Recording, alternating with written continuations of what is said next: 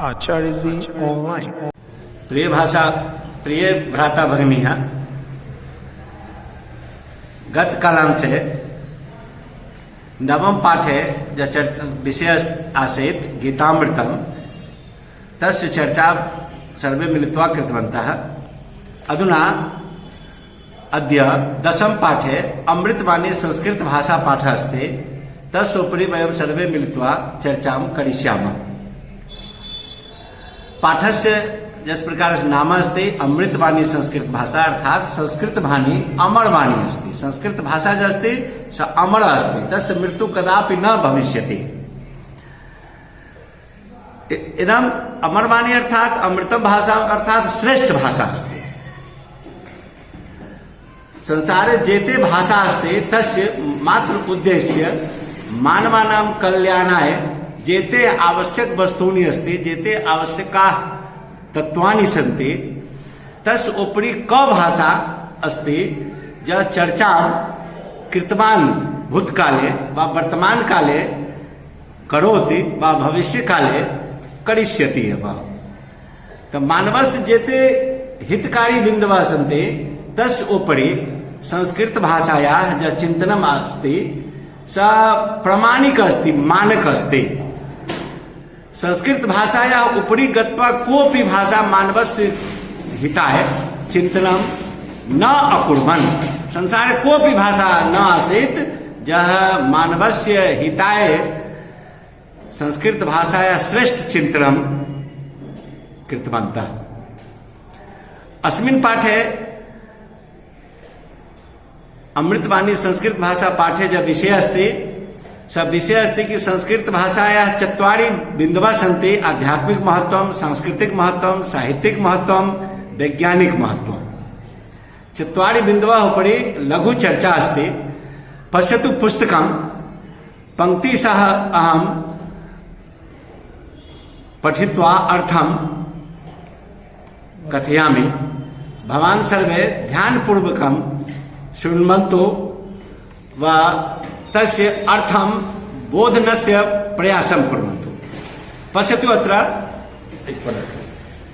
अत्र भाषासु मुख्या मधुरा दिव्या गिर्वाण भारती, अर्थात भाषासु अधिकरण कारक बहुवचन।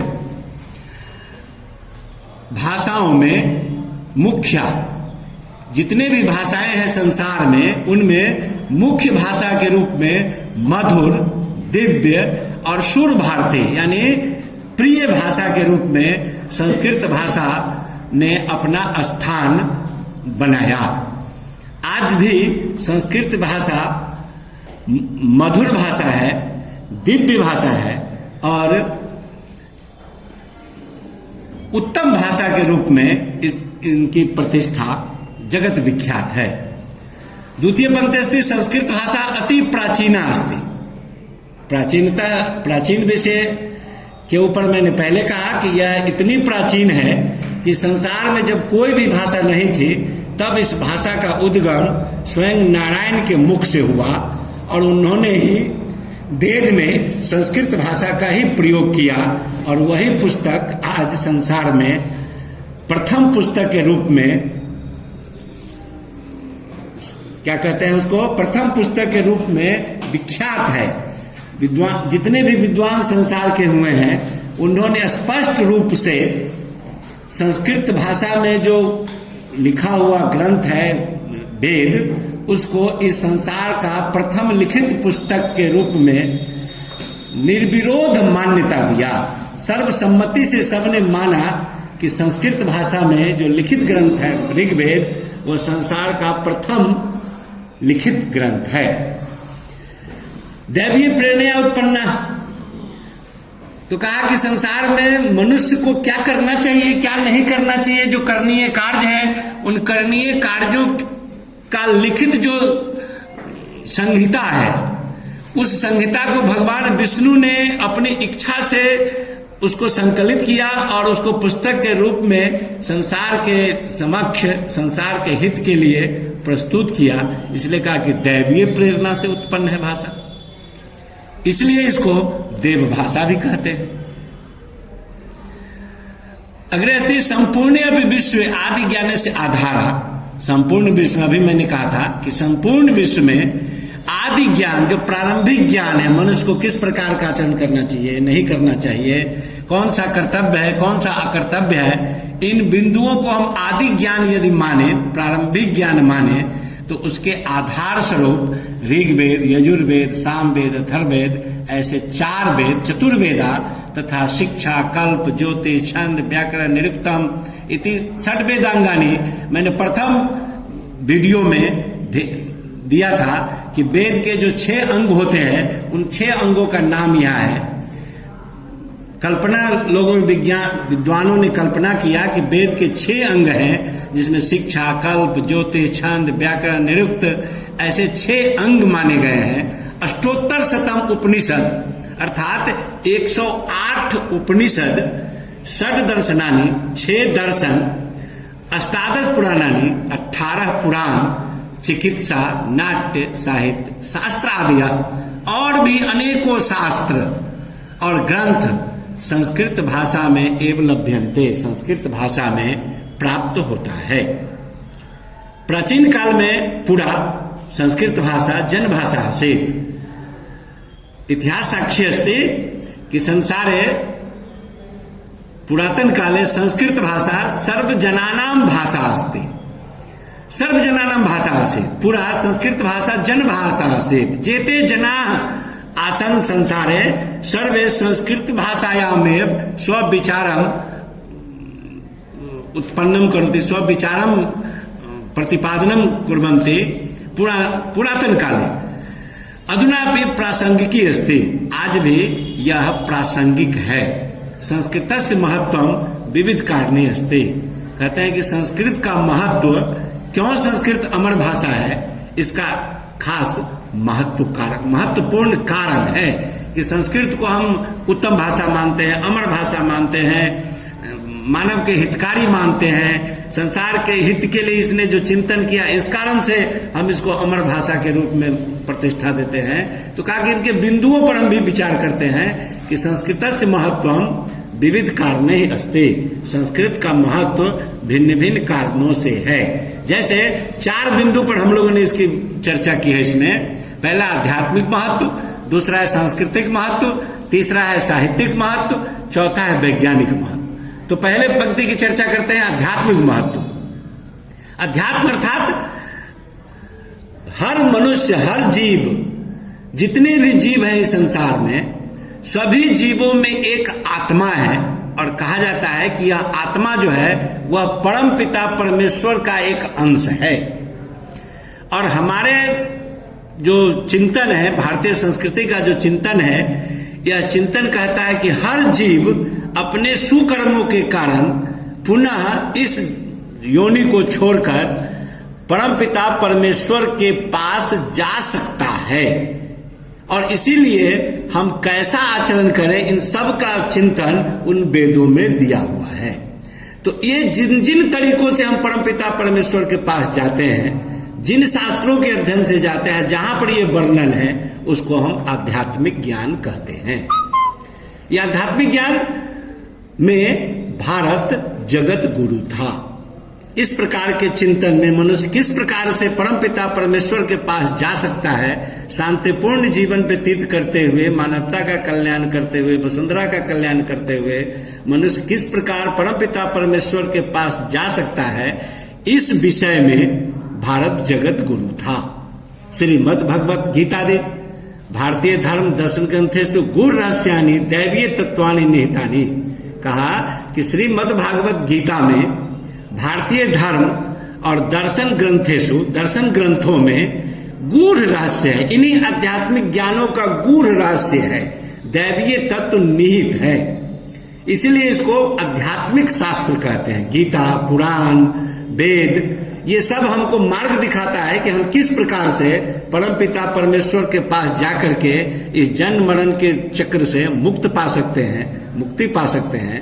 और इस संसार में मोक्ष जो एक काल्पनिक वस्तु है, काल्पनिक तत्व है, जहां पर मनुष्य को फिर से इस धरा पर नहीं आना पड़ता है, ऐसे उद्देश्यों को बिरले लोग प्राप्त कर पाते हैं। तो इन सब चीज का मार्ग और गूढ़ तत्व भारतीय धर्म ग्रंथन में गीता, पुराण आदि में निहित है। भौतिक जगत में आध्यात्मिक शांति निमित्तम, इस सांसारिक जगत में जितने भी संसार में सभ्यताएं हैं, इस संसारिक जगत में शांति निमित्तम मनुष्य को जो शांति चाहिए, धन संपदा अर्जित करने के पश्चात भी जो शांति है, वो शांति बहुत लोगों को नहीं मिल पाती है, बेचैन हो जाते हैं, परेशानियां आ जाती है, भिन्न भिन्न प्रकार के बीमारियां आ जाती है। तो उस शांति के निमित्त वैदेशिका भी, जो विदेश में रहने वाले लोग हैं, वो भी भारतीय दर्शन से अध्ययनम कुर्वन्ते, भारतीय दर्शन का अध्ययन करते हैं और इन दर्शन का अध्ययन करके शांति को प्राप्त करते हैं। तो इस बिंदु पर भी संस्कृत भाषा दुनिया की समस्त भाषाओं से श्रेष्ठ चिंतन किया है।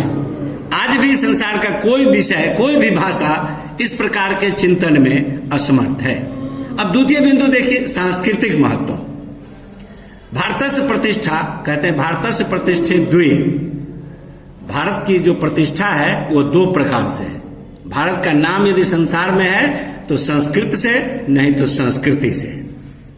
तत्रापि संस्कृति संस्कार संस्कृताश्रिता, और संस्कृति जो है यह संसार में जितने भी लोग हैं, भारतवर्ष की सीमा में या भारतवर्ष के बाहर जितने भी लोग हैं, उन सभी लोगों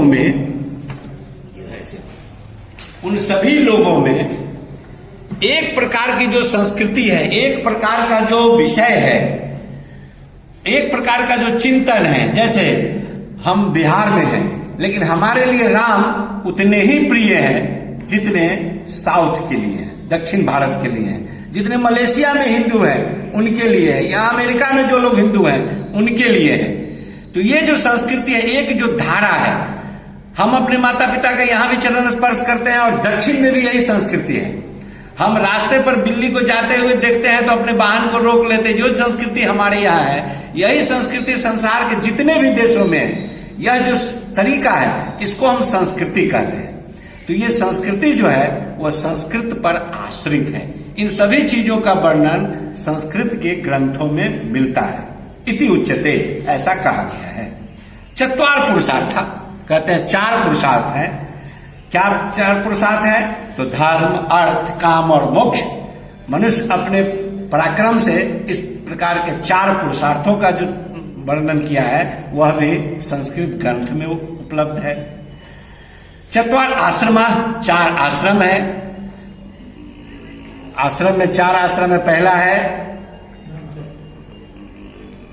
पहला ब्रह्मचर्य आश्रम, दूसरा गृहस्थ आश्रम, तीसरा संन्यास आश्रम, चौथा वानप्रस्थ आश्रम। इस प्रकार की कल्पना भी संसार के किसी दूसरे भाषा में नहीं है कि आप ब्रह्मचर्य आश्रम में रह करके भिन्न भिन्न प्रकार के साधनों को संकलित करिए, भिन्न भिन्न प्रकार के ज्ञान को संकलित करिए, और ज्ञान जब संकलित आपके पास हो जाता है तो गृहस्थ आश्रम में जाइए।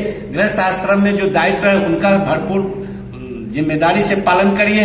इसके बाद आप संन्यास लीजिए, जो अपने आप पराक्रम से आपने अर्जित कर लिया, उसके पश्चात आप संन्यास आश्रम में जाइए, संसार के कल्याण के लिए काम कीजिए, और जब शरीर असमर्थ हो जाता है तब वानप्रस्थ में चलिए। अर्थात जब आपकी उपयोगिता इस संसार में नहीं रही, आप किसी पर भार नहीं बने, इसलिए जंगल में निवास करने की परंपरा अपने भारतीय धर्म दर्शन में उपलब्ध है। इस प्रकार का जो गूढ़ चिंतन और श्रेष्ठ चिंतन है, इस विषय पर भी संस्कृत भाषा अमर भाषा है।